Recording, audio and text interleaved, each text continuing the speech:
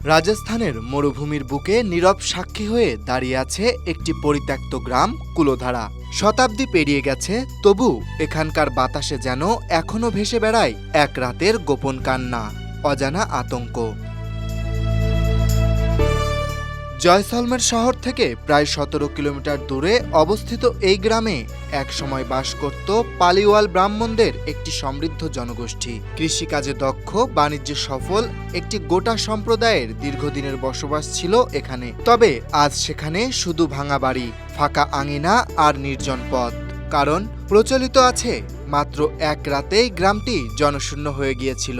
প্রায় ৬,০০০ জনেরও বেশি মানুষ তাদের বসতবাড়ি, জমিজমা সবকিছু ফেলে রেখে কোথায় যেন অদৃশ্য হয়ে গেছিল। সময়টা ছিল ১৮২৫ সাল। কুলোধারার সাথে জড়িয়ে রয়েছে নানা রহস্য, লোককথা আর অতিপ্রাকৃত কাহিনী। সবচেয়ে বেশি প্রচলিত যে গল্পটি পাওয়া যায় তা হল জয়সলমেরের তৎকালীন প্রধানমন্ত্রী সেলিম সিং কুলোধারার প্রধানের কন্যাকে বিয়ের জন্য জোর করেন। প্রধান এবং গ্রামবাসীরা তার এ প্রস্তাব প্রত্যাখ্যান করেন। ক্ষমতার অপব্যবহার করে সেলিম সিং তখন নানাভাবে চাপ সৃষ্টি করেন। এরপর গ্রামবাসীরা সিদ্ধান্ত নেন, সম্মানের জন্য তারা গ্রাম ছেড়ে চলে যাবেন। এই ঘটনার পরিপ্রেক্ষিতে রাতারাতি কুলোধারা সহ আশেপাশের ৮৪টি গ্রাম একযোগে পরিত্যক্ত হয়।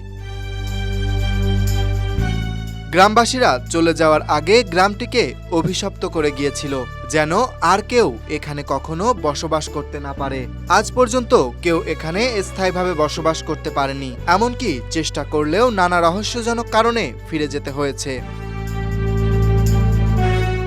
স্থানীয়দের বিশ্বাস, গ্রামে আজও অতৃপ্ত আত্মারা ঘুরে বেড়ায়। ভৌতিক কার্যকলাপের দাবি অনেকেই করে থাকেন। তাই রাজস্থান সরকার ২০১৫ সালে কুলোধারাকে একটি ঐতিহ্যবাহী পর্যটন কেন্দ্র হিসেবে ঘোষণা করেন। তবে এখনও সন্ধ্যা ৬টার পর সেখানে দর্শনার্থীদের প্রবেশ নিষেধ।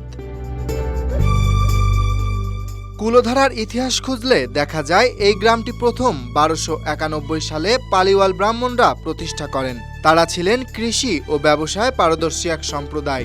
স্থানীয় খালের মাধ্যমে পানি সেচ দিয়ে শুষ্ক এলাকায় কৃষিকাজ করতেন তারা, যা আজও অনেকের কাছে বিস্ময়। কিছু গবেষক এবং ইতিহাসবিদরা বলছেন, জল সংকট ও উচ্চ করের চাপ এই পরিত্যাগের একটি গুরুত্বপূর্ণ কারণ হতে পারে। তবে স্থানীয় লোককথার রোমাঞ্চকর ও অলৌকিক ব্যাখ্যা বেশি জনপ্রিয় এবং টুরিস্টদের কাছে এটাই সবথেকে আকর্ষণীয়। Dhaka express news desk.